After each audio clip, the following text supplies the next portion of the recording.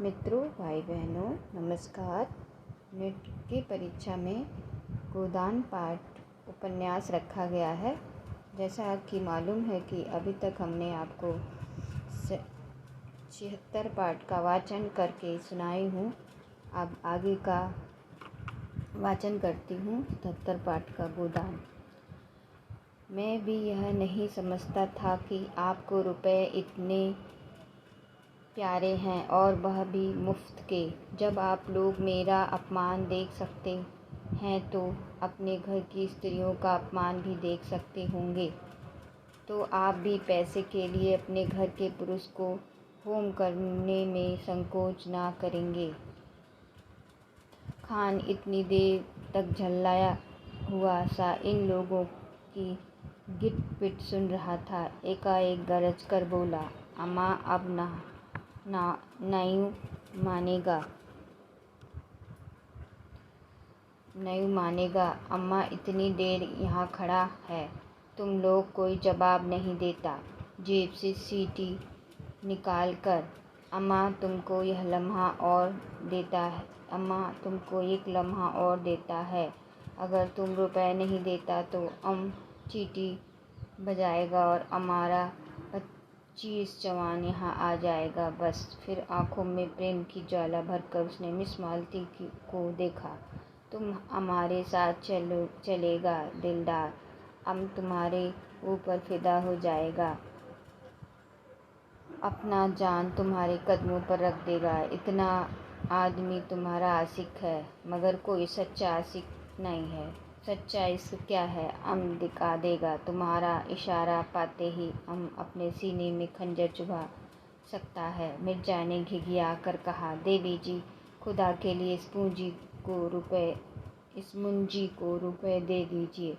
खन्ना ने हाथ जोड़कर याचना की, हमारे ऊपर दया करो मिस मालती। राय साहब तन कर बोले, हरगिज़ नहीं, आज जो कुछ होना है हो जाने दीजिए। या तो हम खुद मर जाएंगे या इस जालिमों को हमेशा के लिए सबक दे देंगे। तख्खा ने राय साहब को डांट बताई, शेर की माद में घुसना कोई बहादुरी नहीं है। मैं इसे मूर्खता समझता हूँ। मगर मिस मालती के मनोभाव कुछ और ही थे। खान के लालसा प्रदीप्त नेत्रों ने उन्हें आश्वस्त कर दिया था और अब इस कांड में उन्हें मनचलेपन का आनंद आ रहा था। उनका हृदय कुछ देर इन नरपुंगों के बीच में रहकर उसके बाबर प्रेम का आनंद उठाने के लिए ललचा रहा था। श्रेष्ठ प्रेम की दुर्बलता और निर्जरता का उन्हें अनुभव हो चुका था। आज अक्खड़ अनगढ़ पठानों के उन्नत प्रेम के लिए उनका मन दौड़ रहा था, जैसे संगीत का आनंद उठाने के बाद कोई मस्त हाथियों की लड़ाई देखने के लिए दौड़े। उन्होंने खान साहब के सामने जाकर निशंक भाव से कहा, तुम्हें रुपए नहीं मिलेंगे। खान ने हाथ बढ़ाकर कहा, तो हम तुमको लूट ले जाएगा। तुम इतने आदमियों के बीच से हमें नहीं ले जा सकते। अम्मा तुमको 1000 आदमियों के बीच से ले जा सकता हूँ। तुमको जान से हाथ धोना पड़ेगा। अम्मा अपने मासूक के लिए अपने जिस्म का एक एक बोटी नुचवा सकता है। उसने मालती का हाथ पकड़कर खींचा। उसी वक्त होरी ने कमरे में कदम रखा। वह राजा जनक का माली बना हुआ था और उसके अभिनय ने देहातियों को हंसते हंसते लौटा दिया था। उसने सोचा, मालिक अभी तक क्यों नहीं आए, वह भी तो आकर देखे कि देहाती इस काम में कितना कुशल होते हैं। उनके यार दोस्त भी देखें। कैसे मालिक को बुलाया। वह अवसर खोज रहा था और जो ही मोहलत मिली, दौड़ा हुआ वहाँ आया। मगर यहाँ का दृश्य देखकर वह चक्का सा खड़ा रह गया। सब लोग चुप्पी साधे थर थर काँपते कतार नेत्रों से खान को देख रहे थे और खान मालती को ऊपर अपने तरफ खींच रहा था। उसकी सहज बुद्धि ने परिस्थिति का अनुमान कर लिया। उसी वक्त राय साहब ने पुकारा, होरी दौड़ कर जा और सिपाहियों को बुला ला, जल्द दौड़। होरी पीछे मुड़ा था कि खान ने उसके सामने बंदूक तान कर डांटा, कहाँ जाता है सुअर, गोली मार देगा। होरी गंवार था। लाल पगड़ी देखकर उसके प्राण निकल जाते थे, लेकिन मस्त साँड़ पर लाठी ले कर पिल पड़ता था। वह कायर ना था, मरना और मारना दोनों ही जानता था, मगर पुलिस के हथकंडे के सामने उसकी एक न चलती थी। बदे बदे कोने फिरे, रिश्वत के रुपए कहाँ से लाए, बाल बच्चों को किस पर छोड़े, मगर जब मालिक ललकारते हों तो फिर किसका डर। तब तो वह मौत के मुंह में भी कूद सकता है। उसने झपट कर खान की कमर पकड़ी और अड़ंगा मारा कि खान चारों खाने चित जमीन पर आ रहा और लगा पस्तों में गालियां देने। होरी उसकी छाती पर चढ़ बैठा और जोर से दाढ़ी पकड़कर खींची। दाढ़ी उसके हाथ में आ गई। खान ने तुरंत अपनी कुल्हाड़ उतार फेंकी और जोर मारकर खड़ा हो गया। अरे यह तो मिस्टर मेहता है। वाह! लोगों ने चारों तरफ से मेहता को घेर लिया। कोई उनके गले लगता, कोई उनकी पीठ थपकियां देता और मिस्टर मेहता के चेहरे पर न हंसी थी न गर्व। चुपचाप खड़े थे, मानो कुछ हुआ ही नहीं। मालती ने नकली रोज से कहा, अपने यहाँ बहुरूपन कहाँ सीखा? मेरा दिल अभी तक धड़ धड़ कर रहा है। मेहता ने मुस्कुराते हुए कहा, जरा इन भले आदमियों की जवामर्दी की परीक्षा ले रहा था। जो गुलदस्ती हुई हो उसे क्षमा, जो गुस्ताखी हुई हो उसे क्षमा कीजिए।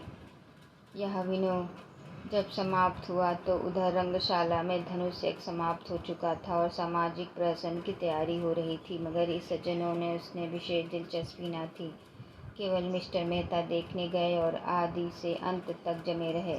उन्हें बड़ा मज़ा आ रहा था। बीच बीच में तालियां बजाते थे और फिर कहो का आग्रह करके अभिनेताओं को प्रोत्साहन भी देते जाते थे।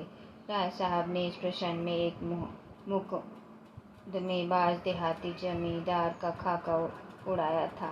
कहने को तो प्रहसन था, मगर करुणा से भरा हुआ नायक का बाद में कानून की धाराओं का उल्लेख करना, पत्नी पर केवल इसलिए मुकदमा दायर कर देना कि उसने भोजन तैयार करने में जरा सी देर कर दी, फिर वकीलों के नखरे और देहाती गवाहों की चलकियाँ और साझे, पहले गवाही के लिए चटपट तैयार हो जाना, मगर इजलास पर तलबी के समय खूब मानवन कराना और नाना प्रकार के गरमाई से करके उल्लू बनाना, ये सभी देख कर लोग हंसी के मारे लौट जाते थे।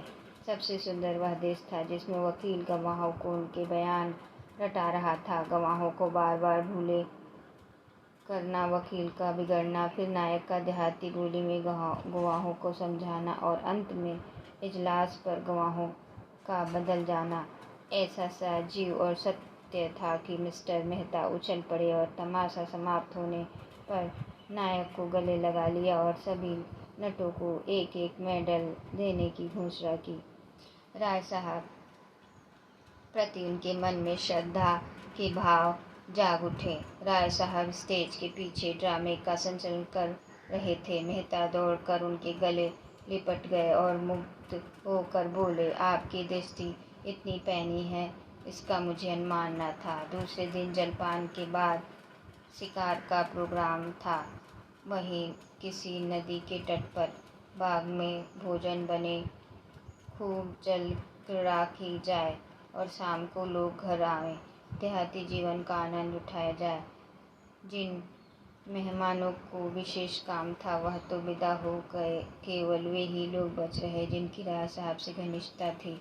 मिसेस खन्ना के सिर में दर्द था, न जा सके, और संपादक जिस मंडली से जले हुए थे और उनके विरुद्ध एक लेख माल निकाल कर उनकी खबर लेने के विचार में मग्न थे।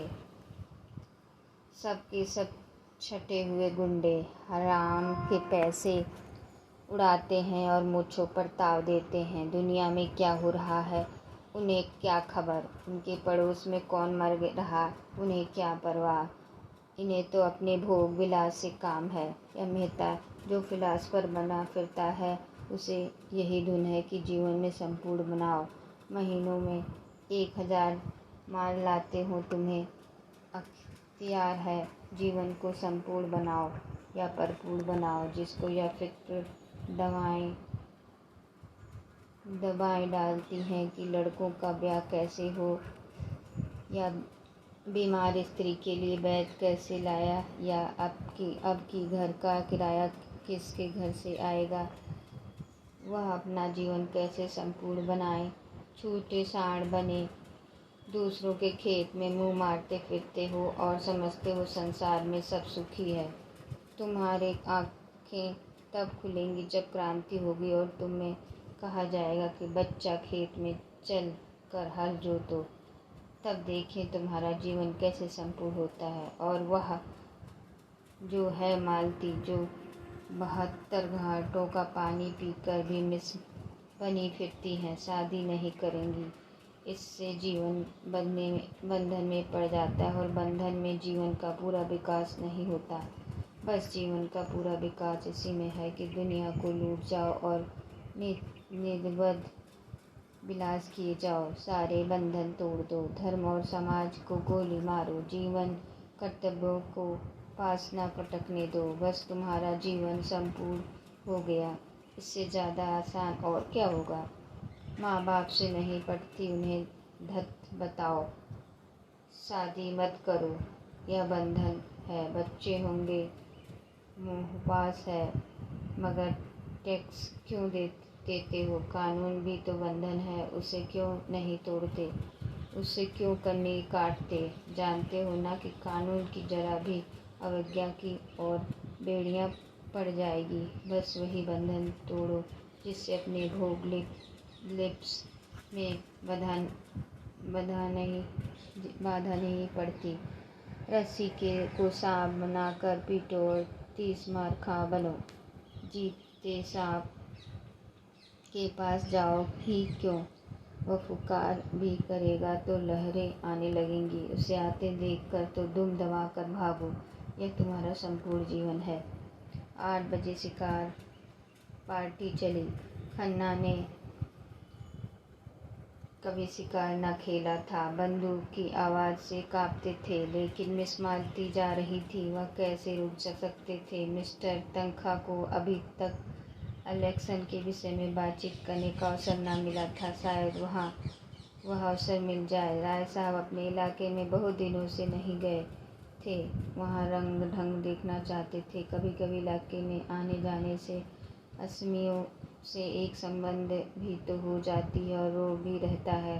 कारकुन और प्यादे भी सचेत रहते हैं। मिर्जा खुर्शीद को जीवन के नए अनुभव प्राप्त करने का शौक था, विशेषकर ऐसे जिनमें कुछ साहस दिखाना पड़े।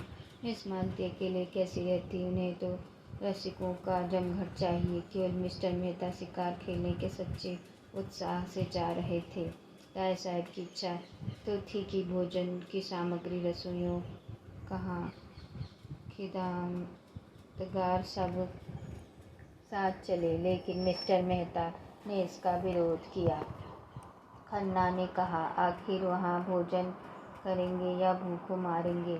मेहता ने जवाब दिया, भोजन क्यों न करेंगे, लेकिन आज हम लोग खुद अपना सारा काम करेंगे। भोजन तो चाहिए कि नौकरों के बगैर हम जिंदा रह सकते हैं या नहीं। मिस मालती पकाती हैं, हम लोग खाएंगे। देहातों में हंडियाँ और पत्तल मिल ही जाते हैं और ईंधन की कोई कमी नहीं। शिकार हम करेंगे ही। मालती ने गिला किया, क्षमा कीजिए, अपने रात मेरी कलाई इतने जोर से पकड़ी कि अभी तक दर्द हो रहा है। काम तो हम लोग करेंगे, आप केवल बताती जाइएगा। मिर्जा खुर्शीद बोले, अजी आप लोग तमाशा देखते रहिएगा, मैं सारा इंतजाम कर दूंगा। बात ही कौन सी है, जंगल में हंडी और बर्तन ढूंढना हिमाकत है। हिरन का शिकार कीजिए, भूनिए, खाइए और वही तख्त के साए में खर्राटे लीजिए। यही प्रस्ताव स्वीकृत हुई। 2 मोटर चली। एक मिस मालती का ड्राइवर कर रही थी, दूसरी खुद राय साहब। एक मिस मालती ड्राइव कर रही थी, दूसरी खुद राय साहब। कोई मिस 20-25 मील पर पहाड़ी प्रांत शुरू हो गया। दोनों तरफ ऊंची पर्वतमाला दौड़ी चली आ रही थी। सड़क भी पेचदार होती जाती थी। कुछ दूर की चढ़ाई के बाद एकाएक ढाल आ गया और मोटर बैग से नीचे की ओर चली। दूर से नदी का पाट नजर आया। किसी रोगी की भांति दुर्बल निस्पंद कागार पर एक घने वटवृक्ष की छां से कारे को रोक दी गई और लोग उतरे। यह सलाह हुई कि 2-2 की टोली बने और शिकार खेलने का 12 बजे तक यहाँ आ जाए। मिस मालती मेहता के साथ चलने को तैयार हो गई। खन्ना मन में ऐंठ कर रह गया। जिस विचार से आए थे उसमें जैसे पंचर हो गया। मगर जानते थे मालती दगा देगी तो घर लौट जाते, लेकिन राय साहब का साथ उनका रोचक न होते हुए भी बुरा न था। उनसे बहुत सी मुआमले की बातें करनी थी। कुशेत और तक्खा बच रहे। उनकी टोली बनाई थी। तीनों टोलियां एक एक तरफ चल दी। कुछ दूर तक पथरीली पगडंडियों पर मेहता के साथ चलने के बाद मालती ने कहा, तुम तो चली ही जाते हो, जरा दम ले लेने दो।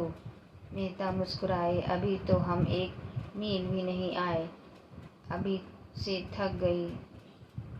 थकी नहीं, लेकिन क्यों ना जरा दम ले लो। जब तक कोई शिकार हाथ न आ जाए हमें आराम करने का अधिकार नहीं। मैं शिकार खेलने नहीं आई थी। मेहता ने अनजान बन कर कहा, अच्छा, यह मैं न जानता था। फिर क्या करने आई थी? अब तुमसे क्या बताऊं।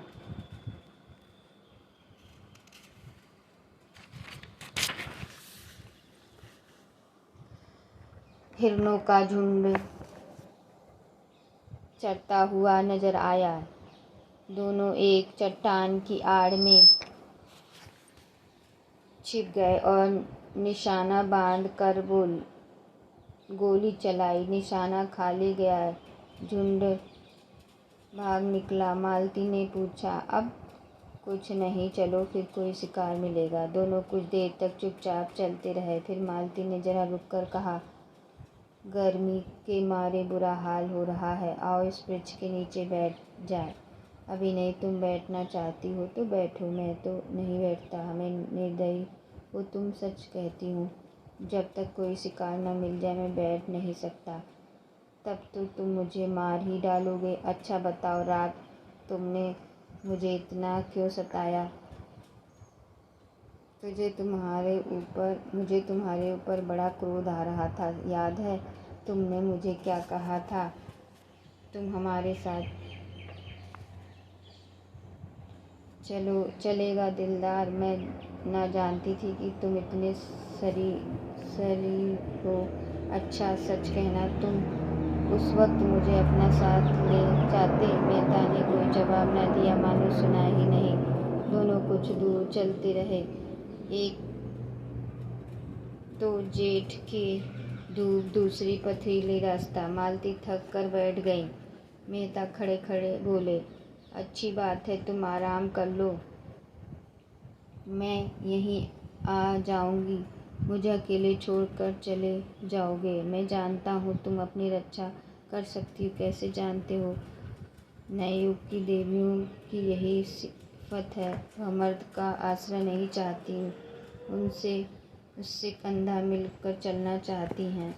मालती ने झेपते हुए कहा, तुम कोरे फिलासफर हो मेहता, सच।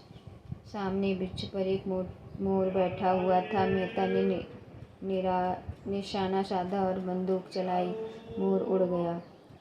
मालती प्रसन्न होकर बोली, बहुत अच्छा हुआ, मेरा श्राप पड़ा।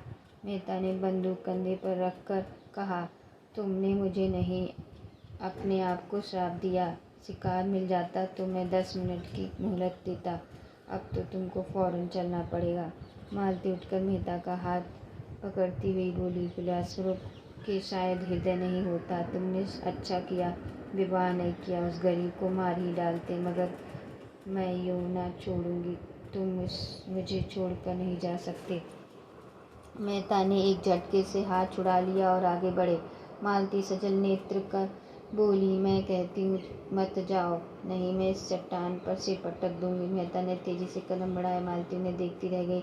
जब वह 20 कदम निकल गए तो झुल्ला कर उठी और उनके पीछे दौड़ी। अकेले विश्राम करने में कोई आनंद न था। समीप आकर बोली, मैं तुम्हें इतना पशु न जानती थी। मैं जो हिरन मारूंगा उसकी खाल तुम्हें भेंट करूंगा। खाल जाए भाड़ में, मैं अब तुमसे बात न करूंगी। कहीं हम लोगों के हाथ कुछ न लगा और दूसरों के अच्छे शिकार मारे तो मुझे बड़ी चेप होगी। एक चौड़ा नाला मुंह फैलाए बीच में खड़ा था। बीच की चट्टानें उनके दांतों सी लगती थी। धार में इतना वेग था कि लहरें उछली पड़ती थी। सूर्य मध्याह्न आ पहुंचा था और उनकी प्यास किरणें जल में क्रीड़ा कर रही थी। मालती ने प्रसन्न होकर कहा, अब तो लौटना पड़ा, क्यों उस पार चलेंगे? यहीं तो शिकार मिलेगा। धार में निकला बेग, मैं तो बह जाऊंगी। अच्छी बात है, तुम यहीं बैठो, मैं जाता हूँ।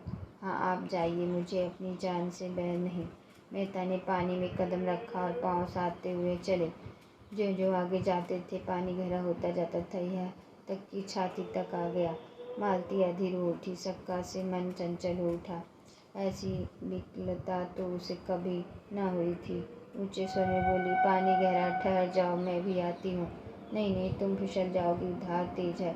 कोई हर्ज नहीं, मैं आ रही हूँ, आगे ना बढ़ना, खबरदार। मालती साड़ी ऊपर चढ़ाकर नाले में बैठी, मगर 10 हाथ आते आते पानी उनकी कमर तक आ गया। मेहता घबराए, दोनों हाथ से उन्हें लौट जाने को कहते हुए बोले, तुम यहाँ मत आओ मालती, यह तुम्हारी गर्दन तक पानी है। मालती ने एक कदम और आगे बढ़ाकर कहा, होने दो, तुम्हारी यही इच्छा है तो मैं मर जाऊँ तो तुम्हारे पास ही मरूंगी। मालती पेट तक पानी में थी।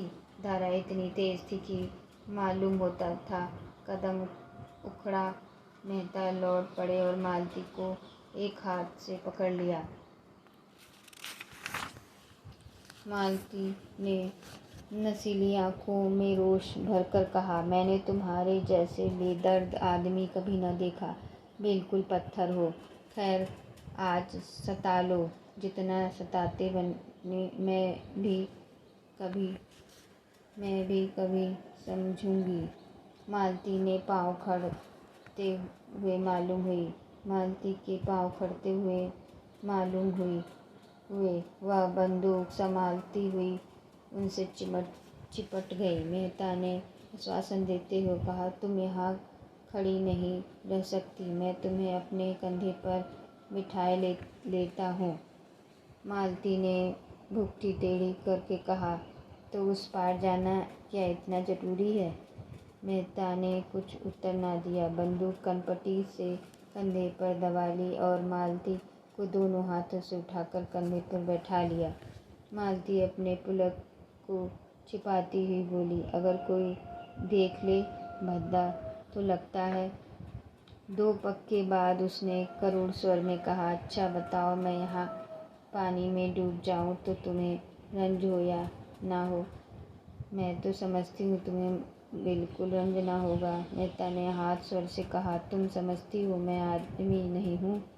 मैं तो यही समझता हूँ, क्या छिपाओ, सच कहती हूँ। मालती, तुम क्या समझते हो? मैं कभी बतलाऊँगा। पानी मेहता की गर्दन तक आ गया। कहीं अगला कदम उठाते ही सिर तक न आ जाए। मालती का हृदय धक धक करने लगा। बोली, मेहता, ईश्वर के लिए अब आगे मत जाओ, नहीं मैं पानी में कूद पड़ूंगी। उस संकट में मालती को ईश्वर याद आया, जिसका वह मजाक उड़ाया करती थी। जानती थी ईश्वर कहीं बैठा नहीं है जो आकर उन्हें उबार लेगा, लेकिन मन को जिस अवलंब और शक्ति की ज़रूरत थी वह और कहाँ मिल सकती थी। पानी कम होने लगा। मालती ने प्रसन्न होकर कहा, अब तुम मुझे उतार दो। नहीं नहीं, चुपचाप बैठे रहो, कहीं आगे कोई गड्ढा मिल जाए। तुम समझते होगे यह कितनी स्वार्थीन है। मुझे इसकी मजदूरी दे देना, मुझे इसकी मजदूरी दे देना। मालती के मन में गुदगुदी हुई। क्या मजदूरी लोगे? यही कि जब तुम्हारे जीवन में ऐसा ही कोई अवसर आए तो मुझे बुला लेना। तो आगे की पार्ट अगले दिन बनाऊंगी। नमस्ते।